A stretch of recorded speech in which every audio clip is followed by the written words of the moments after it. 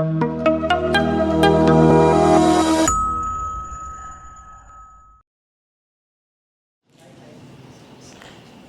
morning, everyone. I am Samir Dhurde.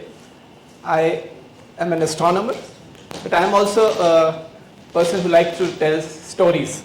Stories about science, especially, and about this field of work that I am into, which is astronomy. So today I am going to tell you some stories, and it begins with the story of a friend who I have here, a tiny dinosaur. She's here, and actually I don't have to tell you the story because this must be well known to you. It's a story about how a big piece of space rock came from space, and about 65 million years ago it hit the earth and there was a loud bang. We have seen it in movies, but this bang was not just something which was local, it had a global catastrophe effect. And that made all the dinosaurs, and not just them, but 75% of the species on the earth extinct.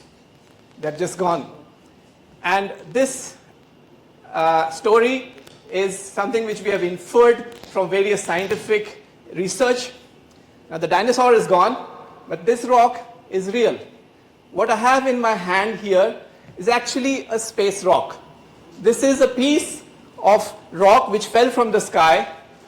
These kind of rocks are called meteorites, and these happen to be parts of bigger things which are bigger space rocks whizzing through the solar system, and these are called asteroids.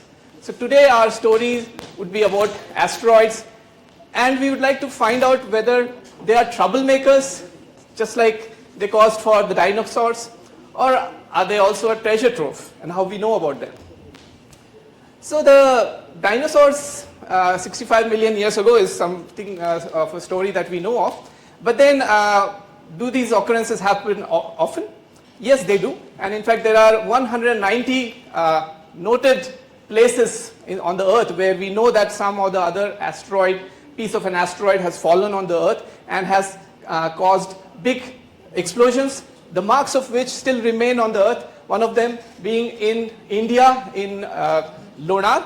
The Lonar crater in Buldhana district is a big example of a explosion impact which happened about 30 to 50,000 years ago, not too long back.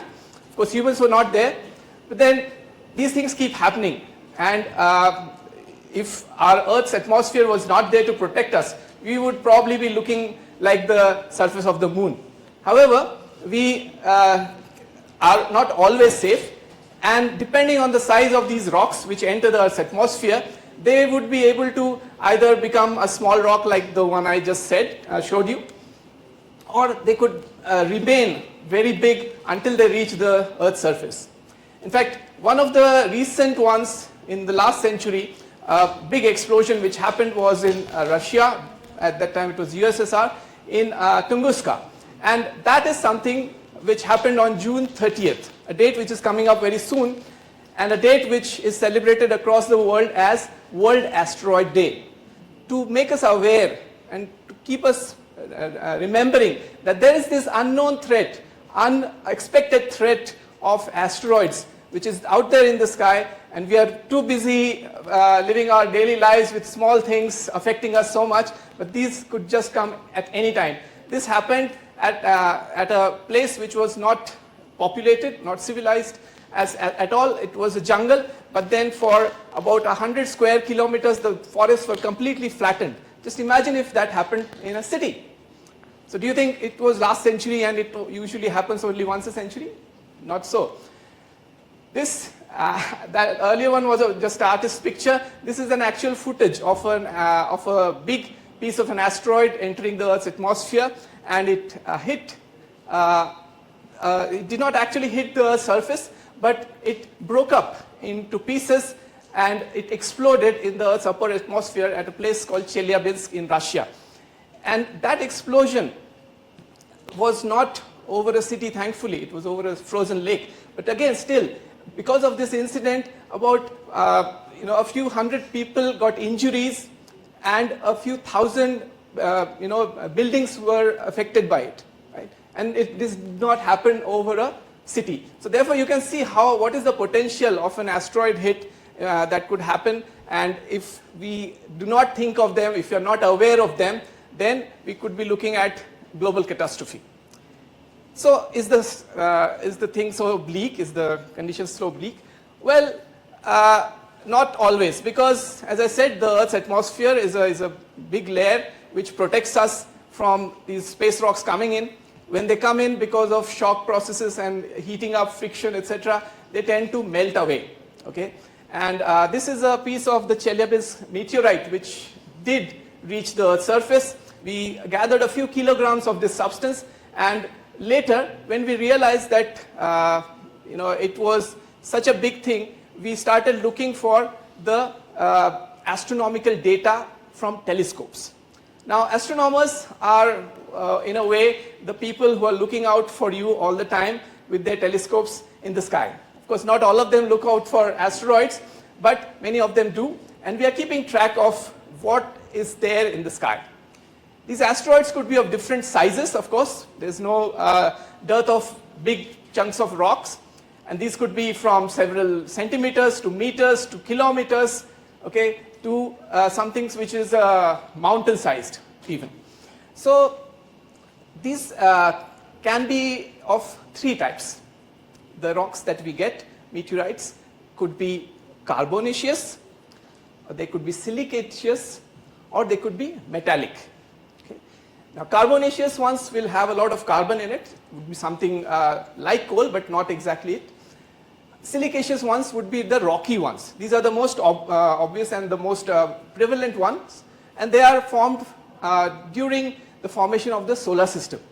Okay. At that time when we were not even here, even the Earth was probably not here, 4.5 billion years ago, the solar system was just condensing from all the material which was here, and these were forming at that time. So these are the first rocks, and inside them or around them, within them, are the remnants of the early solar system. So we need to study them. There's also a lot of meteorites which are formed out of molten chunks of metal, but slowly cooled in space over a long time. Now this is a condition which we don't get on Earth. If we have any molten metal, it just immediately freezes off. In space, you can have that. Yeah? And you can see that these patterns that you see on the cross section of the meteorite, this tells you that it's a meteorite. So if you ever had a question that, okay, I pick up a rock and it looks very weird, is it a meteorite? Well, you have to look at the patterns. So there are people who are also geologists, who are chemists, who look at these patterns and can tell you about meteorites and their origins, and whether that rock in your hand is a meteorite or not. So the astronomers actually are not into the analysis of meteorites, but they are actually trying to discover these meteorites. You may think, okay, these meteorites come very rarely, even in the previous occasions that I told you about, there's just 190 of them across millions of years. But actually, let me tell you, every day, about 44 tons of material comes from space and rains down all over the Earth, right? And of course, these are very small particles. They just break up and contribute to the mass of the Earth. But once in a while, it could be a bigger one. And of course, astronomers, they are looking at various portions of the sky, and what they do is they take pictures of the sky with their beautiful telescopes that they're building. They look at one portion of the sky and they look at it again, and they look at it again, because these objects, they move around in space. The name asteroid comes from star-like, but they are not stars.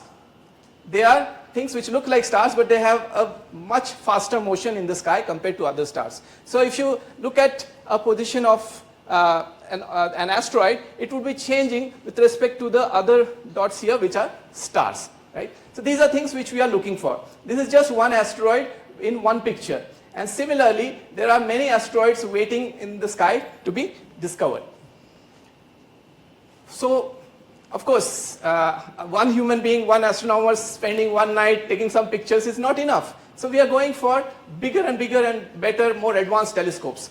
Just a week back, this telescope, the Vera Rubin Observatory, has been inaugurated, and this is an automated telescope with the largest digital camera ever built for astronomy.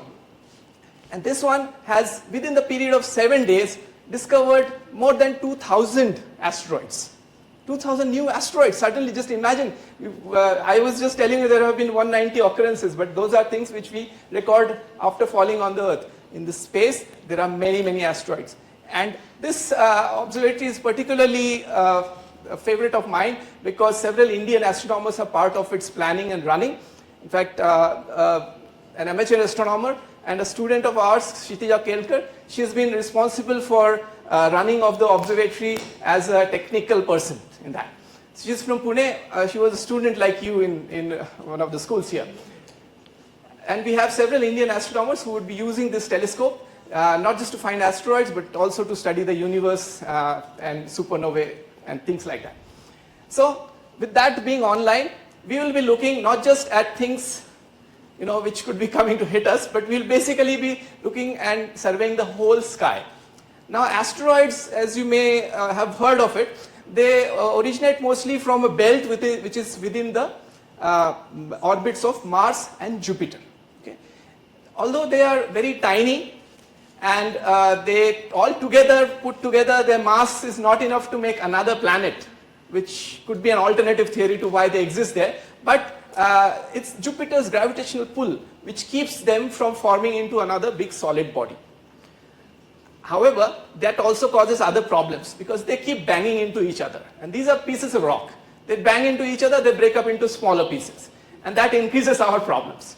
So now the challenge for astronomers is to look at each of these objects and keep looking at it and over time figure out what is what we call the orbit of each of these orbits, each of these objects.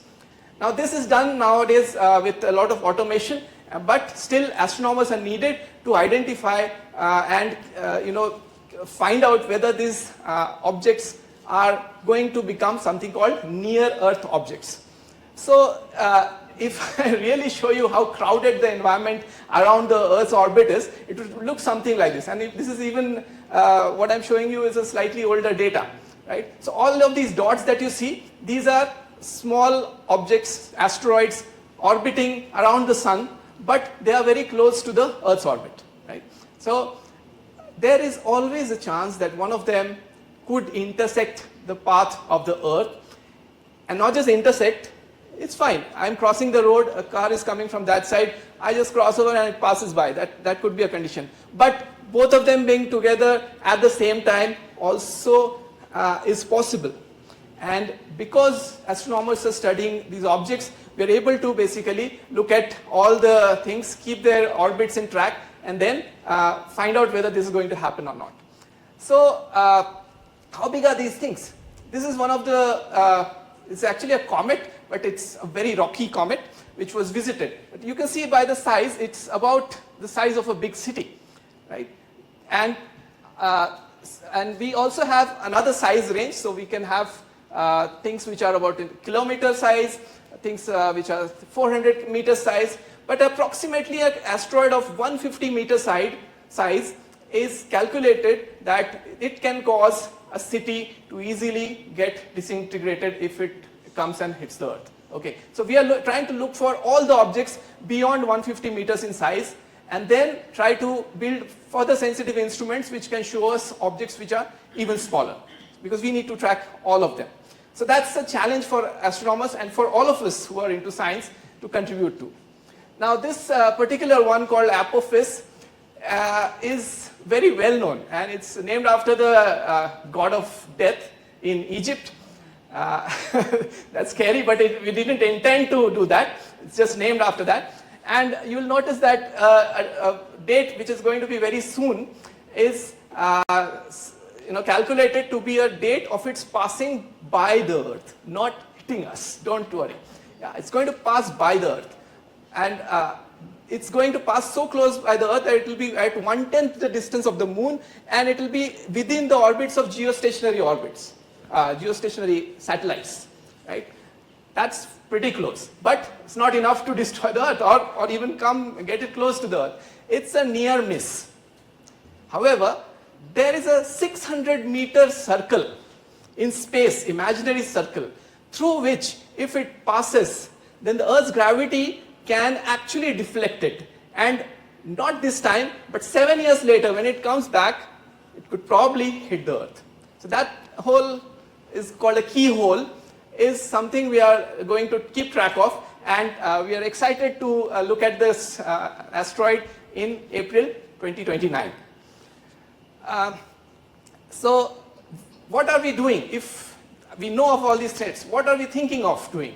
Well, we are not keeping silent. All the space agencies in the world are also trying to get to these asteroids and try to make them not hit Earth.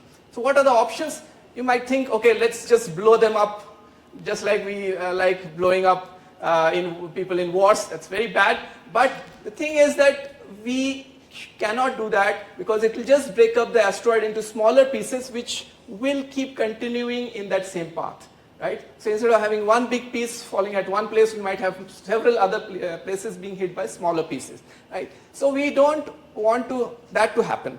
Is there a smarter way to do it? Yes, we have just tried out with the DART mission from NASA, where we actually tried to reach an asteroid about which we knew earlier, reached it, and a small impactor actually hit the asteroid and changed the orbit a little bit. So the original orbit of that was changed by a little. And I told you, there's this 600-meter hole for a keyhole for Apophis. Now, if you make the asteroid miss by that much, it will not come and hit us. Yeah? So if we can be aware of asteroids earlier on, we can actually try to take measures like this, and we can either hit it with something which makes a tiny deflection in the orbit, or we place something very close by to it, and slowly, with its weak gravity, we pull it away from the orbit which would take it close to the Earth. Right? So these are measures we are doing. Of course, there are many other satellites which are actually visiting asteroids. So this is the Hayabusa 2 satellite which visited the Ryugu mission, and I was very lucky to have the piece of Ryugu asteroid just a few centimeters from me last year. Then we also had the OSIRIS-REx mission, which actually collected pieces of asteroid Bennu, and it has actually sent it to the Earth. Right? So we are investigating this 120 grams of pieces of asteroid collected from space and which have come to us. Now, OSIRIS-REx was sent to asteroid Bennu. Bennu is a very old asteroid, and we are looking at finding out more details of the early solar system.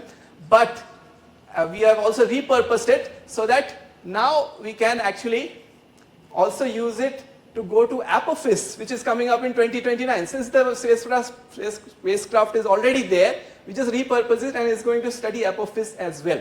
Okay, so that's a nice circle there. What are we looking at in the future? So from why we study asteroids to now, wow, what can we do with it? Right? Maybe we can think of space mining. Okay? Now you should please realize that in the greed that humanity has for resources, we are just destroying the earth by taking up more and more resources, digging up more and more metals and other things, and then just wasting them. Right? That is going to affect us in the long run, definitely, and this is the only planet we know of on which we can live. Right? But humanity is becoming a spacefaring race. We have the capacity to go out. So the next thing we are planning is, if we could use the resources from the asteroids, which, as I told you, could have a lot of carbon, they could have a lot of silica, but they also have metals. So most of our metal requirements could easily be taken away by mining an asteroid. So why not do that? So people are trying that, and maybe in the future you will find that some of you could contribute to missions which take you to an asteroid, mine it, and then help people to maybe build homes with iron rods taken from metal which is from an iron meteorite.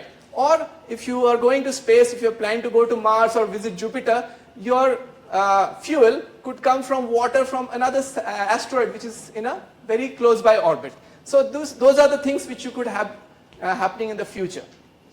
Now this sounds like science fiction, but you know that science fiction actually has come true in many places, and this kind of work is already started by several companies across the world. So why should we keep behind, right? So today, just yesterday, our own space astronaut has reached space. So why should we stand back? I think you should all look at this kind of a future option as well.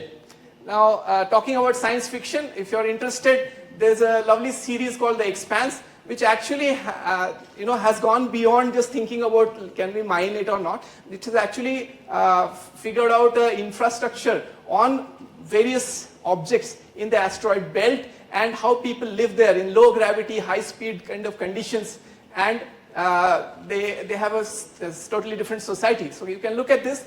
Then also in science fiction, there's a lovely book called Dhumketu by Professor Jay Narlikar, our own Pune's own astrophysicist, which also talks about a comet which is approaching the Earth, and it is also talking about methods to deflect it away. And this happens to be written way back, even before the DART mission went up.